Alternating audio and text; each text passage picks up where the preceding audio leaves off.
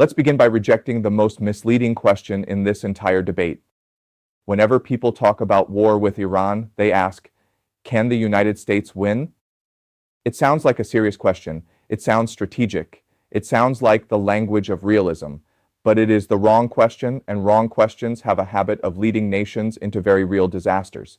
Because the true question is not whether the United States could win the first battles. Of course, it could win battles. A military superpower can smash targets, seize terrain, and dominate the opening phase of a conflict. That part is not the mystery. The real question is what happens after the first week, after the first headlines, after the first triumphant briefings. The real question is whether those early victories would mean anything once the war entered its most dangerous phase, the phase where geography, logistics, politics, and escalation begin grinding down the invader from every direction. That is where the fantasy ends. And that is why Iran is not simply a military target. Iran is a strategic trap, not because it can outgun the United States in a conventional showdown, but because it presents exactly the kind of battlefield where superior force can win the opening act and still lose the war that matters. The trap is geography. The trap is logistics. The trap is politics. The trap is regional escalation. And the most dangerous part of all is that these pressures do not operate separately. They reinforce one another. They compound one another. They turn every apparent success into the seed of a larger problem. Start with the first fact that should silence every fantasy of a quick, clean war. Iran is massive. This is not a narrow battlefield that can be crossed quickly and stabilized neatly. It is a vast country with immense strategic depth, major cities, difficult interior regions, deserts, rugged mountain systems, and a population large enough to make any long-term occupation a crushing test of endurance. In a war like this, size is not just geography. Size is pressure. It means longer supply lines, more territory to secure, more infrastructure to protect, more uncertainty to manage, and more opportunities for the invader to overextend itself. Large countries do not merely absorb attack, they absorb momentum. Every mile forward makes the force behind it heavier. More fuel has to move. More vehicles have to be maintained. More food, medicine, ammunition, and spare parts have to arrive on time. More roads have to be guarded. More wounded have to be evacuated. More commanders have to make decisions in an environment that grows more dangerous as the front expands. That is how scale punishes invading armies, not through one dramatic collapse, but through relentless accumulation. And this is precisely why lazy comparisons to Iraq are so reckless. Iran is not Iraq.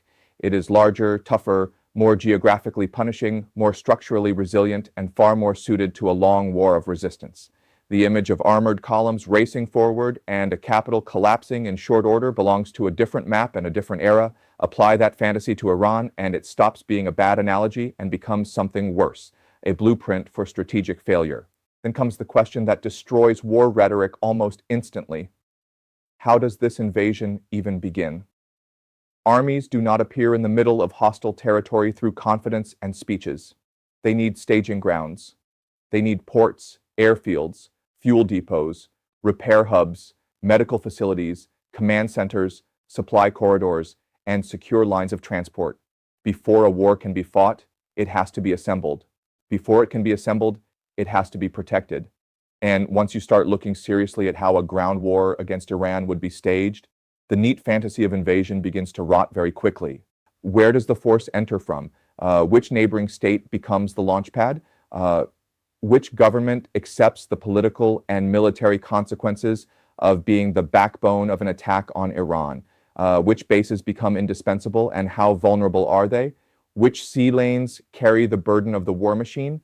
And how easily can those routes be disrupted? These are not side questions. These are the central questions. And the more honestly you examine them, the less this begins to look like a clean military campaign, and the more it begins to look like a sprawling system of exposure. That is where the glamorous mythology of war collides with the least glamorous truth in war. Logistics is everything. Military power is not just the ability to strike, it is the ability to keep striking, to keep moving, to keep refueling, to keep repairing, to keep supplying, to keep the machinery of war alive under pressure without interruption, without panic, without collapse. Every modern army depends on a constant flow of fuel, food, water, ammunition, communication support, batteries, medical supplies, spare parts, and transport capacity. Break that system often enough, and even the strongest force begins to lose its rhythm. Once it loses rhythm, it loses tempo. Once it loses tempo, it starts losing the one thing that matters most in war after survival: confidence. and Iran would not need to defeat the United States in some glorious head-on confrontation to make a ground war unbearable. It would only need to turn the battlefield into a constant drain, slow the convoys, threaten the choke points, strike the shipping lanes, force rerouting, force delays, force shortages, make every mile more expensive than the last, make every plan more fragile, inject doubt into the bloodstream of the campaign. That is the logic of attrition, and attrition is merciless precisely because it does not need spectacle. It does not need one famous defeat. It needs corrosion, it needs repetition. It needs the slow poisoning of the enemy's system until the war machine is still functioning, but no longer functioning with confidence, clarity, or control. That is how strong powers bleed without always realizing at first how much blood they are losing. Then comes the terrain, and this is where the entire problem becomes even darker. Because geography in a war like this is not scenery. Geography is a weapon. Iran's mountain systems are not decorative lines on a map. They are natural fortresses. They narrow movement, choke maneuver, limit visibility, and force invading armies into predictable patterns. Heavy mechanized forces do not move elegantly through mountain warfare. They are compressed, pinned to roads, channeled into passes, exposed in valleys, forced into bottlenecks where their weight becomes a liability instead of an advantage. And predictability in war is fatal. Picture the convoy entering a narrow mountain corridor. There's no room to fan out, no room to improvise, no room to leave the road without risking immobilization, strike the front of the column, strike the rear. Suddenly the whole force is trapped in place. Then the fire begins from elevated positions, mortars, rockets, precision strikes, ambush fire from defenders who know the ridges, the folds of the terrain, the weather, the timing, the escape routes, the dead ground, the blind spots. By the time the invader organizes overwhelming retaliation, the attackers have vanished back into a landscape that protects them and punishes pursuit. That is not theatrical exaggeration. That is the cruel logic of mountain warfare. Mountains have humbled powerful armies for generations because they strip away the illusion of effortless control. They reward patience, concealment, preparation, and local knowledge. They punish speed, weight, visibility, and overconfidence. And the danger becomes even greater when the defender is not improvising in fear, but preparing in advance. That is what makes this scenario so severe. Difficult terrain on its own is dangerous. Difficult terrain shaped by planning, hardened facilities, underground positions, stockpiled resources, fallback routes, and layered defenses is far worse. A prepared defender does not need to win in one dramatic moment. It only needs to keep the invader moving deeper into an environment where each forward step makes the entire system behind it more strained, more exposed, and more vulnerable. That is the real meaning of the trap. Not simply that the invader suffers, but that the deeper it advances, the more costly it becomes to continue, and the more humiliating it becomes to stop. Now add politics, because war is never fought only where the bullets land. A government can survive battlefield difficulty. What it struggles to survive is a long war with rising casualties, rising costs, blurred objectives, and a public that begins to realize it was sold an illusion of control.